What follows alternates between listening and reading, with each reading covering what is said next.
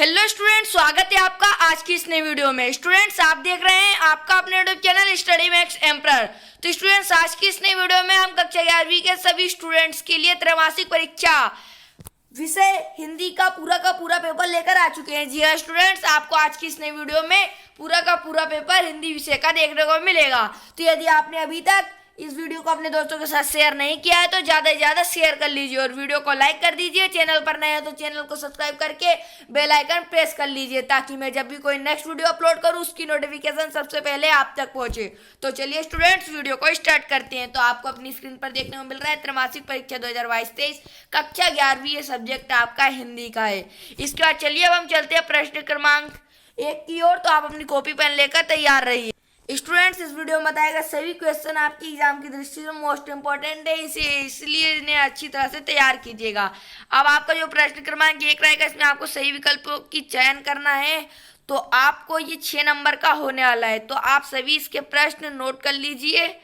ये रहा आपका पहला, दूसरा, तीसरा, चौथा, पांचवा और ये छठवा। इसके बाद आपका प्रश्न क्रमांक 2। तो ये आपका प्रश्न क्रमांक 2 टोटल 7 अंक का होने वाला है स्टूडेंट।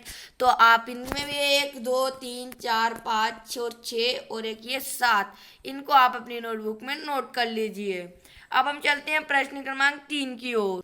तो स्टूडेंट्स, प्रश्न क्रमांक 3 में आपको सत्य असत्य बताना है। जी हाँ स्टूडेंट्स, तो ये भी आपका टोटल 6 अंक का होने वाला है। तो आप इनको भी अच्छी तरह से तैयार कर लीजिएगा। इसमें भी आपका 1, 2, 3, 4, 5 और 6, तो आप इन्हें भी नोट कर लीजिए। इसके बाद आपका प्रश्न क्रमांक 4, जिसमें कि आपको सही जोड़ी का मिलान करना है। जी हाँ स्टूडेंट्स, प्रश्न क्रमांक 4 में आपको सही जोड़ी बनानी है। तो ये भी आपका टोटल 6 अंक का होएगा।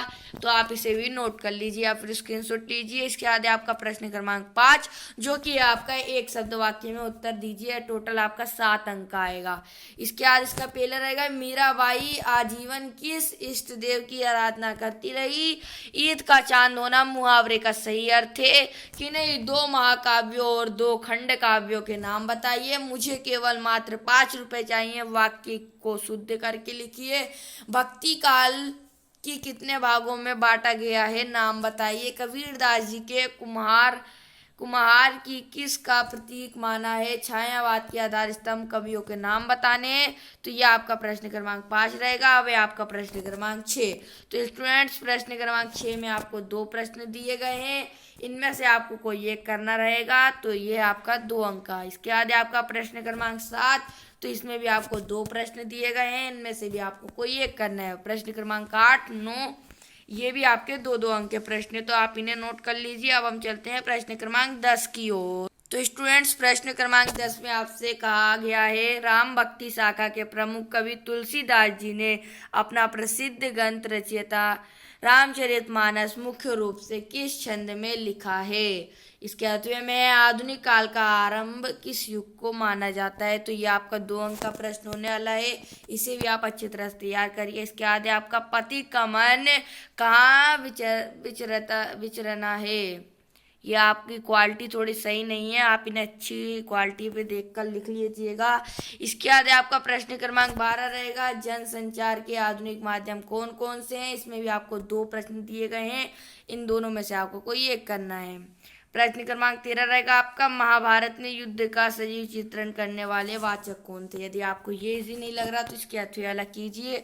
ये भी आपको 2 अंक का ही रहेगा। इसके बाद आपका रहेगा प्रश्न क्रमांक 14, 15, ये भी आपके 2-2 अंक के होने वाले हैं। इनमें से भी आपको कोई एक करने हैं। और जो आपका प्रश्न क्रमांक 16 से प्रश्न क्रमांक 19 तक रहेगा, ये आपके 3-3 अंक के रहेंगे। और प्रश्न क्रमांक 19 में आपको निम्नलिखित अपघटित गद्यांश को पढ़कर नीचे लिखे प्रश्नों के उत्तर देने हैं। तो स्टूडेंट्स, चलते हैं प्रश्नों की ओर। प्रश्न क्रमांक 19 के, तो ये है आपका, इन्हें आप नोट कर लीजिए अच्छी तरह से।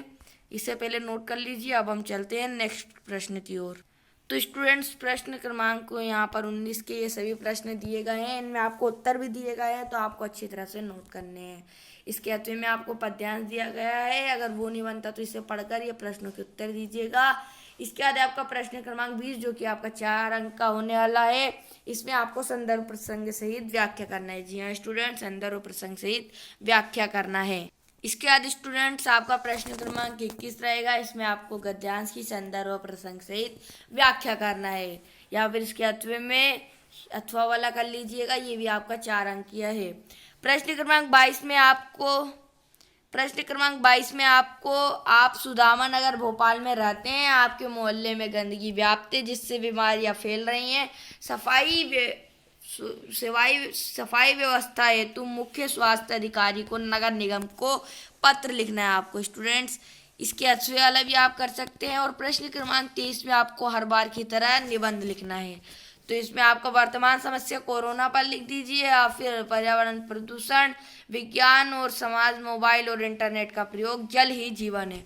तो स्टूडेंट्स हमने वर्तमान समस्या कोरोना पे इसलिए लगाया है क्योंकि इसका हमारे पास निबंध पड़ा हुआ है और सॉल्यूशन वाली वीडियो में हम यही निबंध देने वाले हैं आपको। यदि आप बोले तो इन 5 टॉपिक पर आपको निबंध मिल जाएंगे। और यदि स्टूडेंट्स आपको इन सभी प्रश्नों के सॉल्यूशन चाहिए तो आप हमें कमेंट में बता दीजिएगा, वीडियो अपलोड कर दी जाएगी।